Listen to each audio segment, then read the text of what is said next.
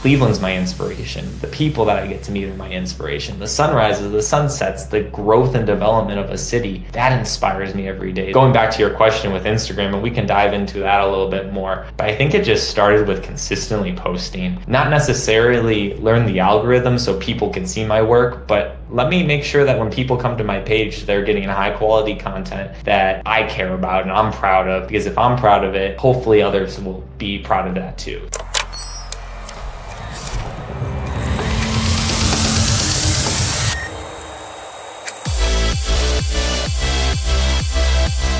Welcome to the Post Show podcast. I'm your host, John, the video guy. In today's episode, I sit down with Gabe Wasylko. Gabe is a very talented photographer and is the current social media manager for Destination Cleveland. You may know him as the guy on Instagram that wakes up at 5 a.m. to take beautiful photos of downtown Cleveland. Now, in our conversation, we talk about how he got into photography and why he decided to build a career focused on framing Cleveland as a destination through his lens. If you haven't seen his work, I highly suggest to go and check him out. His Instagram is linked down in the show notes, so be sure to check out his work. It's awesome. Now, before we get into today's episode, I want to give a quick shout out to Riverside. I used Riverside to not only record this episode of my podcast, but I also used their Magic Clips feature to automatically create short form pieces of content from the original podcast recording, saving me hours of time. And we all know how precious our time is as video editors. So if you'd like to check them out, you can use my link down in the show notes and start a free trial today. You can save up to 15% off one of their plans by using my coupon code JTVG at checkout. Thank you, Riverside, and now please welcome Gabe Wasylko to the show. Gabe, welcome to the show. Thanks so much for having me on, John. Looking forward to chatting a little bit. Yeah. And we were talking a little bit off screen. A lot of people are curious and want to know more about you, your story as a photographer. And I'm curious too, because after seeing all your work on Instagram, you take some really beautiful photos of Cleveland and you capture it so well. And I'm really excited to have you on today. So thank you again for being on. Of course. I mean, I'll have to preface and say that Cleveland does all the heavy lifting. I just, hold the camera and click the shutter. So Cleveland's the one that is the real rock star in all of this. So awesome. Well, for those that don't know you, can you kind of explain how you got into photography, some of your backstory, and we'll kind of go from there. Introduce yourself to the people. Yeah, and I always start with, when I look at my background and say, if I would have ever thought I would be a photographer in Cleveland, Ohio, a photographer at that, 5-10 years ago, even a few years ago, I would have said you're crazy.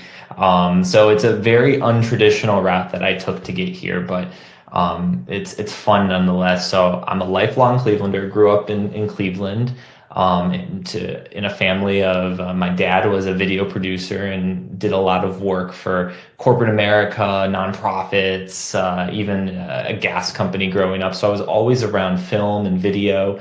He was the PR person at our high school growing up. So I was very much around media, talking on camera, learning how to answer questions, write, all that fun stuff. And then on the other side, my mom is a small business owner. She owns Baskets Galore, which is a gifting company in Brunswick, Ohio. So I grew up having these creative minds and these minds around the arts and video and photography. So naturally, growing up, that was the last thing I wanted to do. I wanted to go out, be a stubborn 13, 14, 15, 17-year-old kid and do something completely different than what my parents were doing. So ended up volunteering a lot throughout high school and trying to figure out what my niche was. And as far away from the creative and entrepreneurial backgrounds I found was medicine. So I ended up applying and getting accepted into the College of Worcester in Worcester, Ohio, with the intention of going in there to be a doctor. I loved oncology. I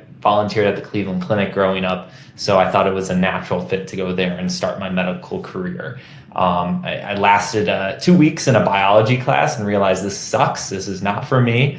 I need to pivot, and I started to go back and really look at what did I like doing and what did I have experience doing and what really brought a sense of joy whenever I would work or attend class. And it really went back to sports. And growing up, when I was 15, 16 years old in high school, I applied for an internship with the Akron Rubber Ducks, the minor league baseball team in Akron, Ohio. And I remember doing that just to pad my resume when I was applying for colleges. I knew I was not going to go into sports or video or creative services. And it was just a way for me to add something unique to my resume. And after that first season, I still had that thought process, but I got a great experience doing everything from pressing play on a tape deck, getting camera ops water, helping out wherever I could at the Rubber Ducks. And after that first year, I was lucky enough to make an impression, and they brought me on as a part-time employee heading into my senior year of high school, going into college, which was kind of the coolest job when I was growing up. It beat delivering pizzas or doing that stuff. I was able to watch baseball all the time. So when I was in college, I thought about that experience that I was having at the Rubber Ducks and said, hey, I'd love to, be a sports agent. I'd love to go to law school and do the whole sports agent route. Maybe if I don't become an agent, I can work for the Guardians in their front office and help with contracts and all that fun stuff. So I ended up at Worcester picking up a math and political science background, two majors, to then go to law school.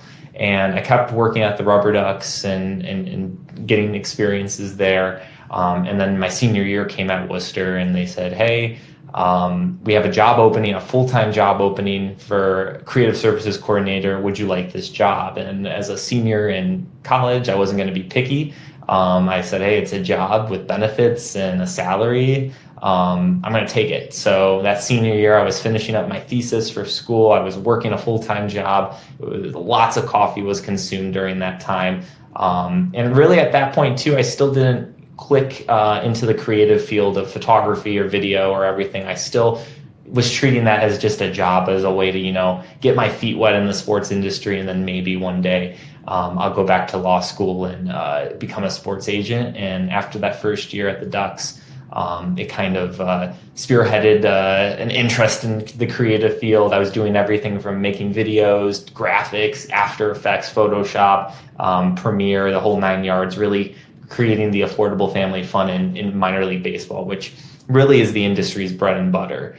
So I did that for a season and kind of admitted to myself that maybe this is where I need to be in life. Maybe that creative bug that my parents had actually had an influence on me.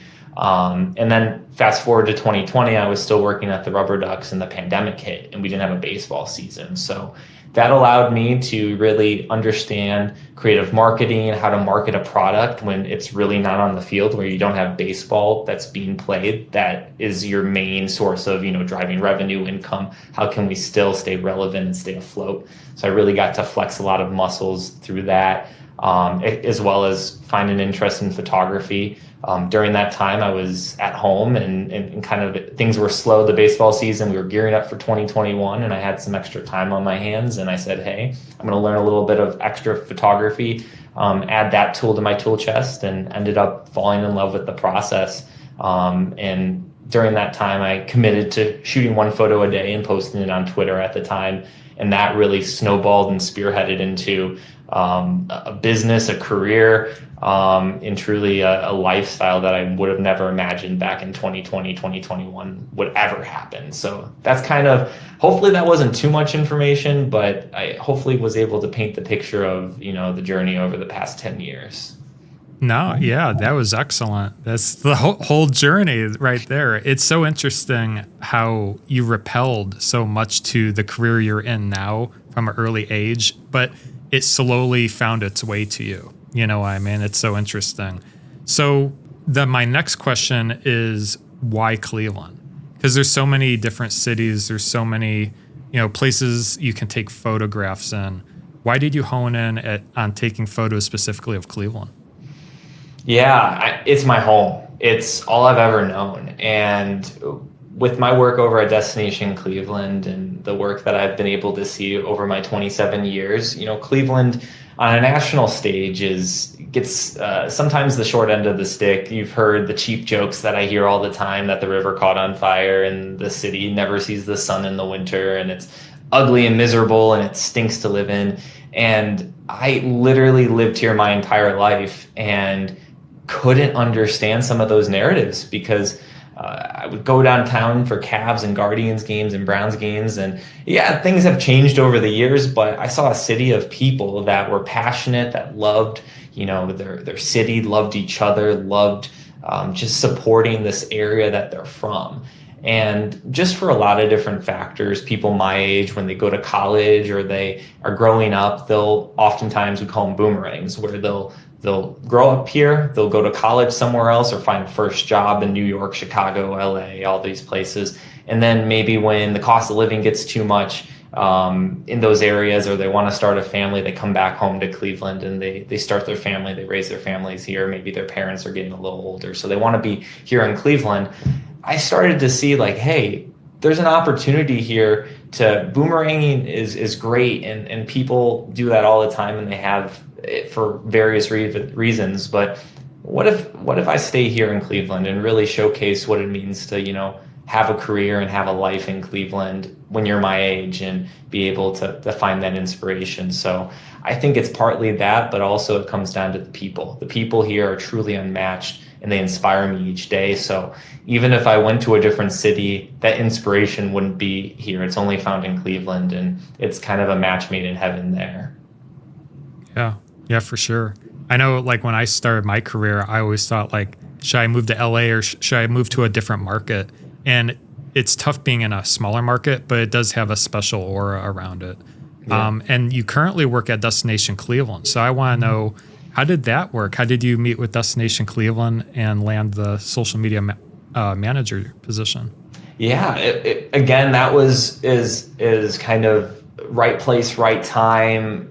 Very interesting situation how it all came up. It was back in 2021 when I started photography. At the time, I probably had maybe 1,000 followers on Twitter, and I wasn't posting to Instagram. And photography was something I was still trying to figure out.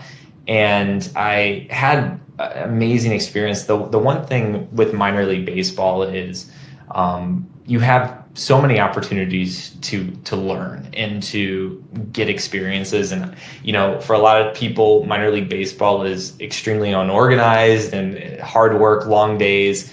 But I saw that as an opportunity to learn as much as I could for my age and really use it as an opportunity to propel my career and pick up skills that maybe I didn't get in college because my background wasn't in it. So from the Rubber Ducks, I had a great background in social media marketing, digital marketing, running campaigns, marketing products, understanding algorithms, paid social, all that fun stuff. And there was a job opening at Destination Cleveland in early 2021 for the social media manager position. And I applied, not really thinking that, I would get it, or I was still happy at the Ducks and still looking to grow and learn there. But then was able to, interview. And that's something my dad said, the best time to look for a job is when you have one already and you're not really looking to make a move out of desperation. And I was very fortunate that was able to get the call from Destination Cleveland, had a few great conversations with people, and they offered me the job. And truly my favorite thing about the job is being able to promote Cleveland, this thing that I do through photography, but also I get to do for my full-time job. So it's truly a match made in heaven there to be able to do both things that I enjoy for a city I love. Yeah, definitely. And for those that are not from Cleveland, can you explain very quickly what Destination is and what they do? Yeah, Destination Cleveland is the Convention and Visitors Bureau here in Cleveland, Ohio. So really our main goal is to change perceptions of Cleveland. And it's through the studies that we've done and the research that we've done and talking with people and really getting on the ground over the past, I'd say 10, 15 years, we've seen that the best way to change perceptions of Cleveland and to showcase what Cleveland authentically and truly is to have people visit. And when people visit just for weekends or events like the Republican National Convention in 2016, or the NBA All-Star Game in 2022, the NFL Draft in 21, the Women's Final Four for the NCAA in 2024, we find that when people visit Cleveland and experience Cleveland firsthand, the opportunity for them to come back again for a second trip is extremely high. the opportunity then to maybe bring your family back for a trip or to experience here, to look for a job in Cleveland, that's the snowball effect that happens. And that impacts so many different things, from the local economy to business revenue growth and being able to support local businesses and the arts and everything. So it's truly a snowball effect. And it starts with changing that perception of Cleveland. So we're really working to help Cleveland, to showcase Cleveland authentically, what Cleveland truly is, to support different businesses, but also change those perceptions that we're able to do. And we find when we do that, our work it has a snowball effect to really impact the community around us. And you've contributed so much to Destination Cleveland, especially on a photography standpoint. So tell me your Instagram journey and like how you really honed into photography.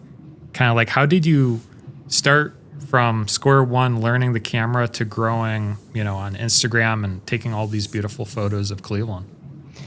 I think it really starts when you're looking at photography and really learning anything with asking, how can I be the best at what I'm doing and what I'm actually trying to achieve, or the goal that I set for myself. So for me, I didn't have any formal training in photography. I didn't really have a background from college or my dad or anybody that had like, this is what you need to do to achieve, take good photos or understand a camera. It truly started from a sense of, I don't know this. How can I learn this? And how can I figure this out? And for better or for worse, I'm a bit of an obsessive person when it comes down to, when I'm into something and I want to get better at, whether it's working out, running, photography, I dive head in. I am in there. I'm learning as much as I can. It sometimes is all I can think about in those moments. And that's what really propelled me to learn photography, was getting on YouTube and asking questions. And I would go out with my camera and be like, all right, this is what I just learned. Let me try to recreate that. But then that spurred more questions of like, oh, how do I do that now? Or how do I achieve this effect? Or what's a long exposure? And how do I do a long exposure during daylight when there's sun coming in? And what's the difference between ISO and aperture and shutter speed? And how do they all work together? And how do I edit photos? So it was a lot of trial and error, and a lot of being able to take bits that I was picking up in real time in doing things, but also being able to ask myself questions and then go back and try to find the answers to those.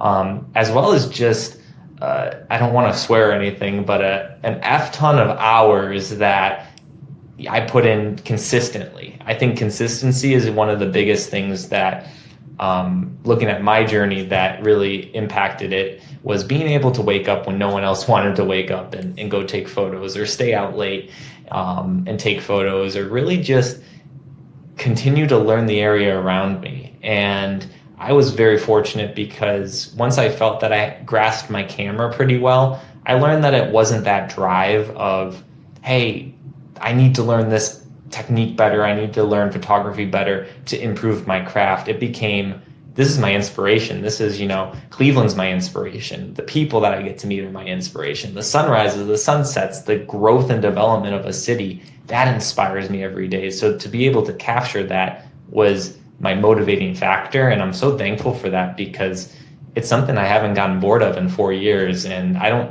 see it ever slowing down. So I think, going back to your question with Instagram, and we can dive into that a little bit more, but I think it just started with consistently posting and consistently going out there and shooting and trying to, not necessarily learn the algorithm so people can see my work, but just let me make sure that when people come to my page, they're getting high quality content that I care about and I'm proud of, because if I'm proud of it, hopefully others will be proud of that too. So. Oh yeah, that's great. And waking up at 5 a.m., it's a commitment, and to do it day after day. I'm curious about your process too. So like, you wake up at 5 a.m. to take photos of Cleveland. What's your game plan? Do you like strategize the night before where you're going to go the next day? Or like, you hit a lot of different places too, sometimes in the same shoot. So I'm curious kind of what that thought process is. Yeah, it's half and half planned and half not planned. I think at the beginning, or it really starts the night before, making sure I have all my gear. And no matter what, even if I don't go out that morning, I have all my gear ready to go just in case I do. So I think it starts with staying organized on that front and making sure batteries are packed and cards are cleared off. And I'll be honest, I'm sometimes not the best at doing that too. There's been times where I've left in the morning and I probably only have like 100 shots on my memory card that I can utilize, and I have to go quickly clear one off. So for any photographer that's looking to continue to go out and shoot sunrise, it starts the night before. So definitely be more organized to set yourself up for success in the morning. But I'm constantly looking at different weather apps, different sun and moon trackers to see where the sun's rising and setting, and where the moon is rising and setting, to say like, okay, if the moon's rising here, I can get it framed with the terminal tower in this angle. So it's a lot of planning on that place. But then when I wake up in the morning, I kind of just leave it up to chance and what I'm seeing. I try to get to my location a little bit earlier, just so I can scope it out and see what I'm seeing with the cloud formations and the sun, and maybe if I'll notice something that I didn't really think I was going to see before, and it totally changes my plans to go to a different location. Sometimes it's a crazy sunrise, so I'm constantly trying to go just at the speed limit to hit as many different spots as I can. So I'd say it starts with a little bit of planning, but then I leave it up to chance and see what the morning will bring me. Yeah, I can imagine. And you only have a short window of time probably too, especially for like sunrise, sunsets, and like, the sun moves and you got to get the photos while you can. And you're driving, trying to get to all the different places. So it's probably pretty chaotic trying to do that. Yeah, sometimes I always tell people that sunrise is the most vibrant 20 minutes before the sunrise. So if the sun is set to rise and hit the horizon at 8 o'clock, I try to get to my location before 7:40 just to see what will unfold. Sometimes too, I've gotten shots where it's literally the sky lights up for 30 seconds and then it's gone and it's cloudy the rest of the day. Sometimes I'll wake up and it'll be vibrant for 15, 20 minutes, even into, when the sun actually rises through the clouds and you still get a lot of color. So I always like to say for sunrise, it's 20 minutes beforehand. For sunset, it's 20 minutes after. That's when you get a lot of those rich, vibrant colors. But I'm still trying to get there as early as I can to walk around and get some of that low-hanging light that looks really good in photos. I'm curious. This is a kind of an odd question, but I was just kind of curious. Have you ever had any interesting interactions downtown Cleveland while you're taking photos? Because I'm just imagining you walking around all these different areas. Do people wonder, like, what are you doing? Or like, have you ran into anything like that? Yeah, it's oftentimes Clevelanders are the best because they're so friendly and they're just overall very approachable people. So, and I try to do that too whenever I see people out and about or I'm taking photos. I've gotten people honking their horns at me if they see me and I don't know who they are or whatever, but I'm waving and saying hi. Or I've been up at sunrise and I run into other photographers or people walking their dogs and they're like, "Hey, are you Gabe, the weird guy that takes photos on the internet?" And I'm like, "Yeah, that's who I am." So I would say more times than not, people are super nice and friendly, and I love being able to connect with people and see what they're doing. Especially at Guardians games, I'm a big sports guy, so I'm at all the Cavs, Guardians, Browns games. So being able to see people and say hi and really just thank them in person for their support, because they're carrying out my mission of changing perceptions of Cleveland through just talking about Cleveland and being proud of their city. So I haven't had any weird ones, and hopefully, knock on wood, I never have any during the rest of my life. So we'll see. Yeah. Cool. And you shoot on Fuji. What camera specifically do you have? Yeah, so I just actually over the past week recently upgraded my stuff and looking to film some content around that here soon. But I upgraded to the Fuji GFX 100S2, which is a medium format. With a bunch of different lenses there. And that's my primary, I'd say probably 70 to 75% of the time, the stuff over on Instagram and through content that I share on social media, that's the camera I use. And it's just great for landscapes, getting detail, getting just the best dynamic range when it comes to photos. Fuji is in a class of their own on that, and I'm thankful to be able to work with them on different projects and things like that as an ambassador. But I also, probably the next camera I use the most is my X100V or X100V, which was a camera that TikTok made popular probably during the pandemic 4 or 5 years ago. And it's been very hard to get, but it's a little point and shoot camera that has a 35 millimeter lens on it, and it's digital, but it fits in your pocket. And I love being able to go and do point of view stuff and go explore different things. And I look at that camera as my day-to-day life, my daily driver. If I'm out just looking to go to shuffleboard, or if I'm looking to hang out with my fiance or friends or whatever, I'm bringing that camera with me and to take some photos. And it's always fun to be able to use that. And then the last camera I use is my XT5, which I use that for when I shoot events, sports, fast motion things that I need an extra push. I love being able to shoot those kinds of projects for people when they approach me about different jobs and opportunities. But definitely, I love to use that just for some landscapes too, depending on what lenses I need. So that's kind of the lineup there. I also have a film camera, the Nikon F2. I sometimes shoot film when I'm looking for another different creative outlet, but that's not a Fuji camera, and I don't like to talk about that too much, but yeah. Cool. Awesome. And I was curious about your editing process. So like, what do you use to edit the photos? And usually how long does it take? It seems like you turn around photos quickly from what I see on Instagram, but I'm curious on like how your editing process is. Yeah, that really goes back to, I'd say, my first few months with photography in general. When I was learning back in 2021, I would spend hours editing photos and altering colors and adding masks in there and trying to make this image look a certain way that really wasn't intended or wasn't really the integrity of the image. So I ended up doing that for a few months and realized, to heck with it, this is taking too long. And I would get some people commenting on my photos in the early days being like, there's no way that the street was purple or this was that and everything. And I was like, yeah, you're right, I edited a little bit.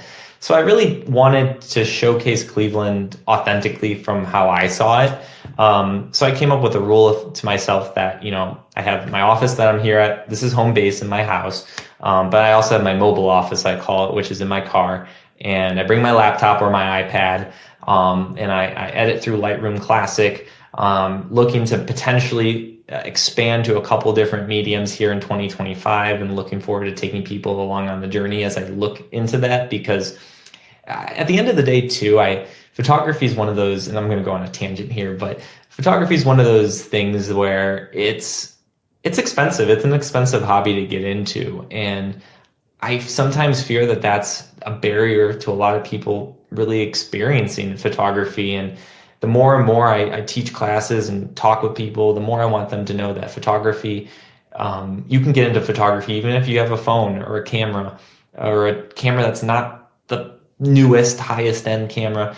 It's really going out and shooting and having fun and experiencing your own personal sense of creativity and your own style of shooting. So I always, going back to the editing software, I sometimes struggle with Adobe. You have to pay the monthly subscriptions and everything like that. So I'm constantly looking for alternative options for people to edit with that's high quality and gives you all the tools you need, but you don't have to pay a monthly fee for. So I might look into that, but I do that right now through Lightroom Classic in my car, on my laptop or iPad, and I give myself about a minute. I do the exact same editing for every single photo.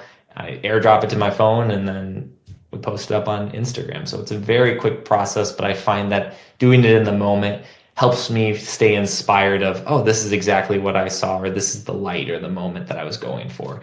Just being able to turn it around quickly and get it out there, that's something I love to do. So I wanted to ask you, what is your favorite, is probably a very hard question. What is your favorite photo you took of Cleveland? Or if there's a few you want to talk about that maybe have a special memory, special moment? Yeah, I would say probably my favorite photos ever were actually not taken by me. They were from my when I proposed to my fiance. Those were done by another local photographer, Matt Schiffler, who's a great guy, great friend. So I would say those are my favorite photos of all time.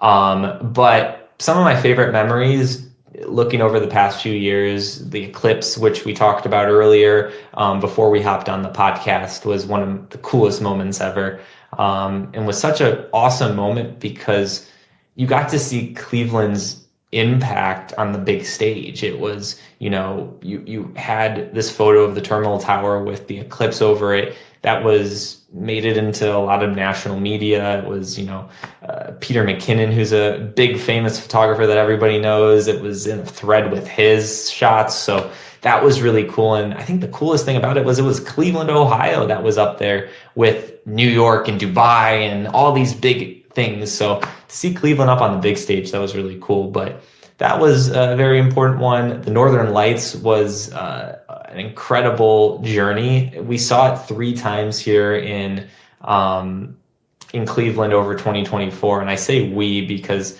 for me personally, I only saw it twice because the first time that it came out in May of 2024, I ended up oversleeping and I slept the entire night. And I woke up that morning to people messaging me saying, can't wait to see your Northern Lights pics. Can't wait to see what you're doing. People at work were sending me pictures like, man, I can't wait to see what Gabe gets with this. And I remember waking up at 5 a.m. after it all settled down and seeing my phone and shaking my head like I can't believe I missed this moment that probably will never happen again in Cleveland. But at the end of the day, Cleveland was looking out for me. Whoever the Mother Nature, the forces that be, were looking out for me because we had an even bigger showing in October, and I was able to get some great photos from that. And I remember telling my fiance, I am not missing this opportunity. If I have to camp out at Edgewater until 5 a.m, it's happening, and I'm not going to miss it. So I think from that moment, that was a very, very special photo. But I think just in general, going out and photographing sunrise, and people tease me because it's super early in the morning, but it's my time for me to go out and just kind of be with my own thoughts and my own kind of meditation.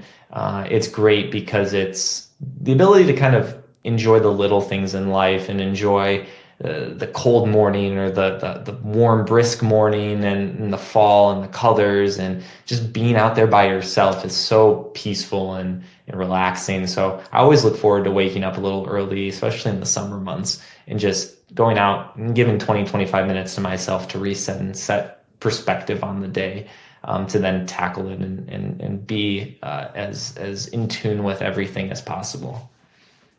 Yeah, for sure. I can see how it could be almost like meditation, very relaxing. Mm-hmm. It's just I'm looking at it like, and probably a lot of people are like, man, 5 a.m. though. They roll over, they look at the clock, and they want to sleep in, But that's the cool thing about photography, though. I know a lot of street photographers that are like, I'm going to go out, I get off work at 4, I'm going to go walk around downtown for an hour, and that's my meditation. Or I'm going to go, stay out for sunset, and that's my meditation. Or I'm just going to go at some random time on a Saturday, go walk around a neighborhood or go to this place or that place and with my camera and just be with myself and my camera and just see what creativity comes from it. That's the cool thing about photography. It looks different for everybody, but it can be just as effective for everybody too. Now, you've been to so many spots in Cleveland. It's probably impossible to narrow it down to one, but what would you say is your favorite spot or spots in Cleveland specifically throughout the city? Yeah, and it changes every single season or every single year. I used to love, there was this one view down in the flats by the Foundry that was a great spot. You had the Cleveland script sign right down there, but you also had this awesome reflection of the city and the way it was like shaped. It was very symmetric. It looked really cool with the river, so you get great reflections and great sunsets there. Unfortunately, the view has been tainted a bit because some apartments went up, which is great for development of Cleveland and being able to have more places for people to live downtown and grow that area. But it unfortunately took away one of my favorite spots. So, but that's changed to, even walking down the street a little bit, there's a great view of the city that I've been loving recently, right at the mouth of the Cuyahoga River. And I just discovered it, in the fall, and I always knew about it, but I never really like walked over there that much. But one moment in the fall for sunrise, I stopped over there and I had the rowers from Case Western Reserve rowing down the river and at 5 in the morning or 6 in the morning, and was able to frame them up with some shots and the fall leaves and the nice clouds in the sky. So that's been one of my favorite ones to go back to in each season and shoot. But I love Edgewater. I love Lakewood Park for sunrise. I love the Hope Memorial Bridge right by the Guardians. That I think has such a great view of the skyline. You have all 4 towers, skyscrapers down there, as well as the river, and you just get some great activity. And especially for sunset, that's a great spot. But I bounce around to other ones. I love University Circle. That's a great spot on the east side. Euclid Beach over on the east side, I don't get to nearly enough. But that's the thing about Cleveland. It's so hard to just narrow it down to one spot. Yeah. Is there somewhere you haven't been yet that you want to go eventually? And this is something that I'd love to keep exploring in 2025 and beyond, but I've been very fortunate to work with people like K&D who own the Terminal Tower that have allowed me to shoot from some of the top of their buildings for like Winterland, for the fireworks and the tree lighting. I've shot from the top of the Terminal Tower. Those people have been absolutely incredible to work with. So shout out to Aaron and his team. But I'd love to, make it an open invite if there's ever people that have access to cool, unique views on different rooftops or buildings that are looking for some cool photos of.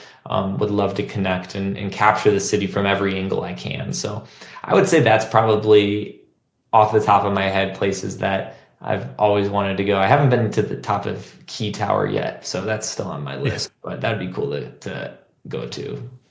Yeah. And like restrictive areas, someone can allow you to go into a specific area that's like usually off limits, Yeah, I like to play it pretty safe when I'm taking photos. So I don't trespass. I don't go into any sketchy areas, abandoned buildings. I keep it pretty safe. So, sorry for everybody who, wants a little bit more daredevil in me. I'm not going to do it. So. Cool. So let's transition to Instagram. So I'm curious, how did you start your, account? And you've grown it to over 20,000 followers currently. Yeah. Tell me a little bit about that process, how your growth kind of went. Yeah, it really started back when I made Instagram. It was back when it first started, back in 13 or 14, whenever Instagram was starting. I was in high school. I just made one and I posted photos. If you go back, scroll through all the Cleveland photos, you probably will see some photos of awkward Gabe in high school posting photos of like his first few years at college and stuff like that. And then really when I started photography, to be honest, it was Twitter that I was really focused on. It was just back in the day, that's where I was making a lot of connections. That's where I saw a lot of follower growth. Instagram was really second or third fiddle to that, and Facebook too. I didn't even do much on Facebook either. And then I would say probably in 2022, I started to see, I would post photos and it was every single day on Twitter, twice a day on Twitter. Instagram was maybe 3 times a week, 4 times a week. I wasn't posting too many photos on Instagram, but I was seeing great engagement on them in 2022. And that's when I started to see some growth happen on the platform. And starting at like 600 followers, that's when I was getting into like 8,000, 9,000, 10,000, 11,000. It was a slow grind. And really, it's been a slow grind overall. But I would say probably now it's just being consistent and trying to, give people unique experiences with reels and behind the scenes and POVs. I've had a lot of fun doing that. And I know the algorithm sometimes caters to some things with, reels and using trending audio and getting a hook in the first 3 to 4 seconds and doing things that are topical or get people's interest. But really I just try to have fun with it and give unique perspectives. And I want to continue to showcase what photography is like behind the scenes too, as well as posting these photos.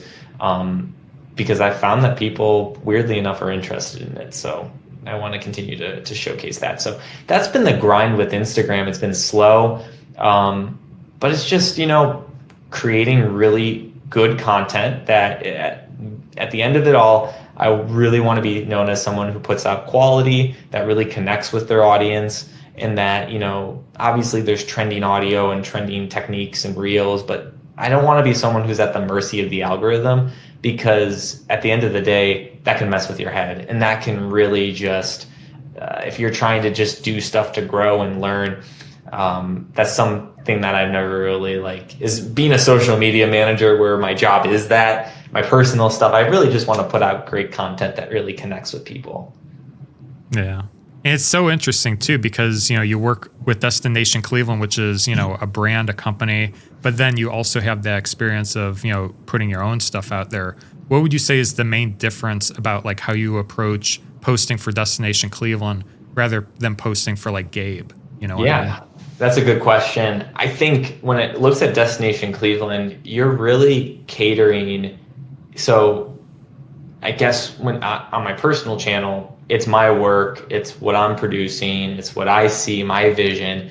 The beautiful thing about Cleveland is it's so diverse, and there's so many different events happening. People see the city through different eyepieces and look at things in different ways. So it's truly being able to connect with those people that tell authentic stories of Cleveland. So I would say with Destination Cleveland, it's involving different photographers other than myself. I don't actually shoot photography for Destination Cleveland. I really see that as an opportunity for me to connect with other photographers and showcase their work and showcase what they see in other content creators.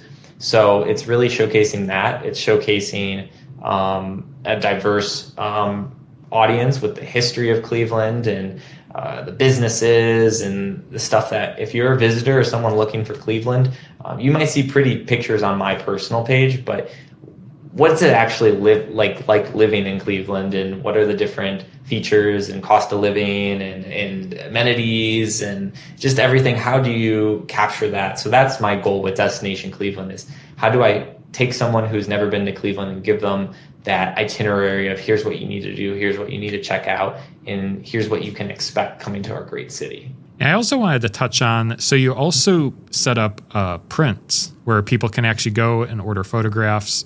How did you set up that shop? That was a lot of trial and error. I will say I started back in 21 when people started asking for prints. I was like, I don't know how to do this. I don't know what the first thing to do. And I started there was a software that I did some research on, and I found it out, and it was a drop shipper in California or Indiana or whatever that I would do. And I would talk to some people during that first year who would buy prints. And I mean, it wasn't anything crazy. I wasn't making a lot of money from it, but I would talk with them, and they would get a print and they would be excited, but then they would be like, oh yeah, it was dark, or oh yeah, the quality wasn't there. And I was like, well, I'm getting a kickback from this, but literally I have no control over the quality, the ability to the presentation when someone receives a print or a calendar.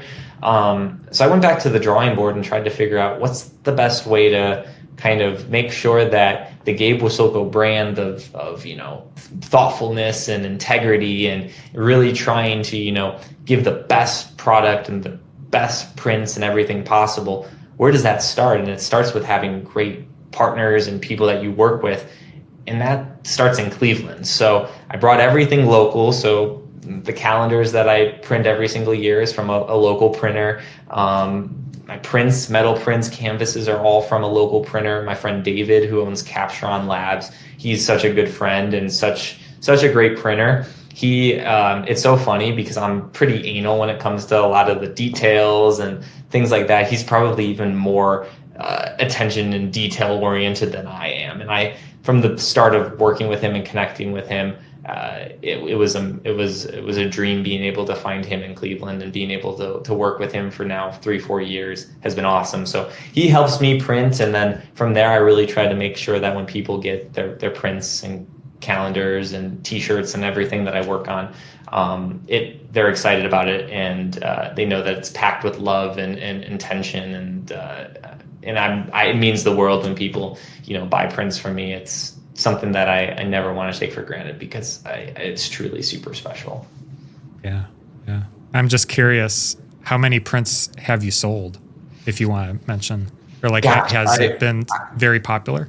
Yeah, it's been awesome to see, every single year, everybody in Cleveland and everybody who cares about Cleveland, the support is truly incredible, and it's grown every single year. I don't know off the top of my head. I could probably look on my website, but this year was really cool to see, and just being able to share that Cleveland pride. That's something that I love doing, and just that people are excited about the city as much as I am. That's such a cool thing. I've never thought it would ever happen, but I'm so thankful and I'm so grateful for everyone's support. Yeah. Oh, that's really cool. Awesome. Well, what's next for Gabe? Are you just going to continue taking photos of Cleveland? Do you have any big projects, whether it's for you and your Instagram or for Destination Cleveland? What's on the horizon? Yeah, so with Destination Cleveland, we have a lot of fun stuff planned for the year. I'm not going to touch on that too much just with like timeline of events, but we have a lot of cool things planned, and we're going to continue to, work to change perceptions and engage young people looking to find jobs and move to Cleveland. That's a big push that we're trying to do, and really showcase Cleveland as a city on the water with our Cuyahoga River, with our lakes. But for Gabe Wasylko, it starts with just continuing to showcase Cleveland and this evolution. We continue to have buildings go up. I was just at a new hotel this morning that I was checking out downtown, the Fidelity Hotel. We have Sherwin-Williams opening here in the near future. We have new trails and parks and development going on, and the Cavs are doing great. The Guardians just came off of a great playoff run. The Browns hopefully will be able to turn it around here soon. There's so much excitement in Cleveland, and it's continuing to grow every single year. So it really just starts with capturing that excitement and that thrill of the city. That's my number one goal. But then from there, I got some fun projects planned for the near future in 2024 or 2025 now. When it comes to, it starts actually too, hopefully in the next month or so, I have a new website launching that will be a great way for people to engage with prints and canvases and helping streamline that process even further. I'm hoping to continue to work with Fujifilm. We have a few projects up in the air. I partner a lot of times with a local camera store called Pixel Connection in Avon. They're an absolutely fantastic resource for people if they're looking to learn about photography and buy gear or check out cameras or rent gear to try things out. So definitely looking forward to continuing to do work with them. And with them too, I love to host at least once a month, sometimes twice, free photo walks, because I love to be able to connect with the community, people, get to know other creators and photographers, and just enjoy a day walking around Cleveland or teaching a class at Pixel. So Pixel Connection is a great driver and a great support in making those classes happen. So I'm excited to continue to do stuff there as well. So it's an exciting time to be in Cleveland, and if you can tell by my smile and my excitement there, I'm so honored and so thankful to be able to capture this great city and for many years to come. So I'm looking forward to the future. Awesome. And I'll link all of that information down in the show notes below. Feel free to go connect with Gabe. Follow him on Instagram if you want to see beautiful photos of Cleveland. Gabe, I want to thank you for being on the Post Show podcast. It's been a pleasure having you on. Hey, John, thank you so much. This has been so much fun, and I'm so excited to see your podcast grow as well. So this is awesome to see. So thanks for thinking of me.